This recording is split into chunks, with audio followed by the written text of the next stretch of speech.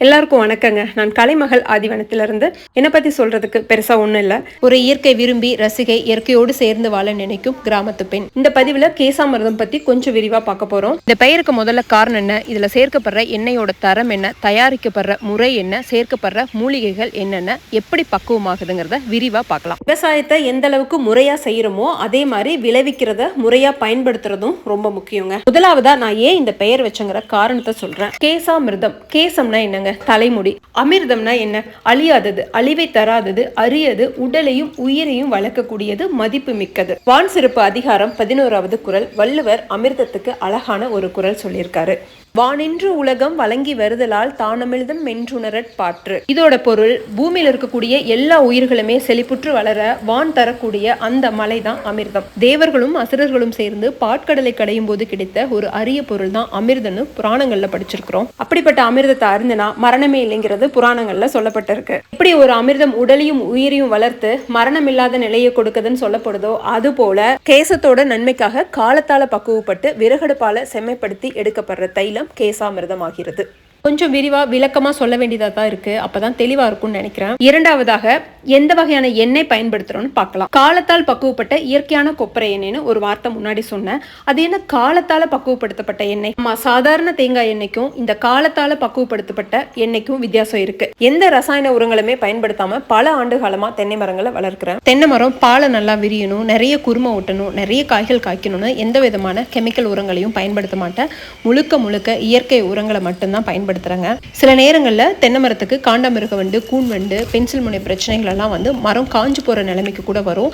எதுக்குமே உயிர் காக்கும் சிகிச்சைக்கு கூட நான் ரசாயனங்கள் பயன்படுத்தினதில்லை. இப்படி விளையிற தேங்காய்களை நான் கடந்த 10 வருஷமா மரம் ஏறி வெட்டுறது கிடையாது. தானா முத்தி கீழே விளைற வரைக்கும் காத்திருந்து அந்த தேங்காய்களை கூட மட்டை உரிச்சு உடனுக்குடன் தேங்காய் எடுக்கிறது இல்ல.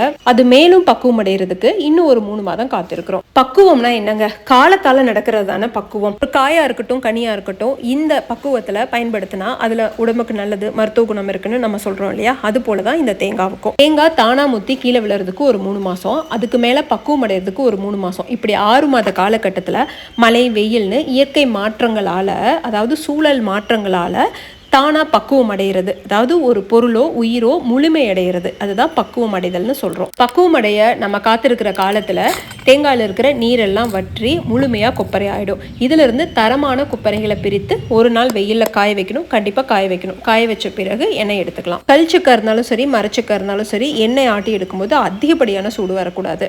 அதே எண்ணெயில கேசாமிர்தம் தயாரிக்கும் போதும் குறைவான தீயில தான் தயாரிக்கிறோம். ஆரம்பம் முதல் இறுதி வரை குறைவான தீ, மிதமான வெப்பம், இரும்பு சட்டி, விறகடுப்பு, இப்படிதான் கேசாமிர்தம் தயாராகுது. மூலிகை, பூக்கள், வேர்கள் எல்லாமே சேர்க்கப்பட்டிருக்கு. ஒவ்வொன்றுக்கும் ஒரு மருத்துவ குணம் இருக்கு. இந்த மாதிரி மிதமான வெப்பத்துல சேர்க்கும் போதுதான் கேசாமிர்தத்துல அது முழுமையா கலந்திருக்கும். இங்க முழுமையா கலந்திருக்குதுன்னு சொல்றதை விட அதோட தன்மை மாறாமல் கலந்திருக்குதுன்னு சொல்றதுதான் பொருத்தமா இருக்கும்னு நினைக்கிறேன். அடுத்து ஒரு பெரிய லிஸ்டே இருக்குங்க.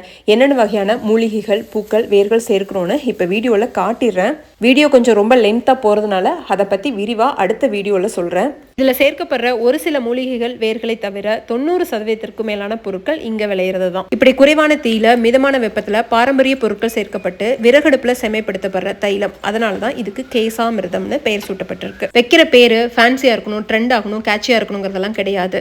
நம்ம செய்யற செயலியும் தயாரிக்கிற பொருளோட தரத்தையும் சொல்லப்படுறதா இருக்கணுங்கிறது தான் என்னோட நோக்கம். வீடியோவை நீங்க தொடர்ந்து பார்க்கும்போது ஒரு விஷயத்த கவனிக்கலாம். எவ்வளவு ஒரு சிறு தீயில இந்த கேசாமிர்தத்தை நான் தயாரிக்கிறேன்னு. ஒரு பொருளை வேகமா தயாரிக்கணுங்கிறத விட காலத்தால பக்குவம் அடையணுங்கிறதான் என்னை பொறுத்த வரைக்கும் சிறப்பான தயாரிப்பு முறை. இன்னைக்கு நேத்து இல்லைங்க, கடந்த 10 வருடமா நான் இதே முறையில தான் கேசாமிர்தம் தயாரிக்கிறேன். இந்த 10 வருட கால பயணத்துல நான் கற்றுக்கொண்டது என்னன்னா, ஒரு பொருளோட வெற்றிங்கிறது அதை வெறும் விளம்பரப்படுத்துறதுல மட்டும் இல்லை. ஆரம்பத்துல இருந்து இறுதி வரை அதுக்கு செலுத்தப்படுற அக்கறை, தரத்தின் மீதான உறுதிப்பாடு, இது எல்லாம் சேர்ந்துதான் வெற்றி உருவாகுது. காலம் மாறிடுச்சுங்க. ஆனா இதுவரைக்கும் கேசாமிர்தத்துக்கான தயாரிப்பு முறையை நான் மாற்றவில்லை. ஒரு நல்ல தயாரிப்புக்கு அதுல சேர்க்கப்படுற மூலப்பொருட்கள், இன்கிரிடியன்ஸ் எந்த அளவுக்கு முக்கியமோ அது போல அது தயாரிக்கப்படுற முறையும் முக்கியம்னு நான் நம்புறேன். அந்த நம்பிக்கையோடும் உறுதியோடும் தயாரிக்கப்பட்ட ஆதிவனத்தின் இந்த கேசாமிர்தம் அதை உணர்ந்த இதயங்களோடு தொடர்ந்து பயணித்துக் கொண்டே இருக்கும். ஆதிவனம் வளரட்டும், அனைத்து உயிர்களும் நலமாக இருக்கட்டும். நன்றி.